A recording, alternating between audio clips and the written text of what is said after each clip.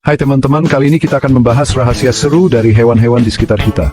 Video ini wajib ditonton buat kamu yang suka lupa fakta-fakta unik tentang hewan untuk tugas sekolah. Pertama, gurita. Hewan berkaki 8 ini punya 3 jantung dan darahnya berwarna biru. Dan yang lebih keren lagi, mereka bisa melewati lubang sekecil apapun asalkan paruhnya muat.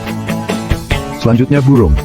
Tahukah kamu beberapa jenis burung bisa tidur dengan satu mata terbuka? Yup, mereka bisa mengistirahatkan setengah otaknya, sementara setengah lainnya tetap terjaga untuk mengawasi bahaya.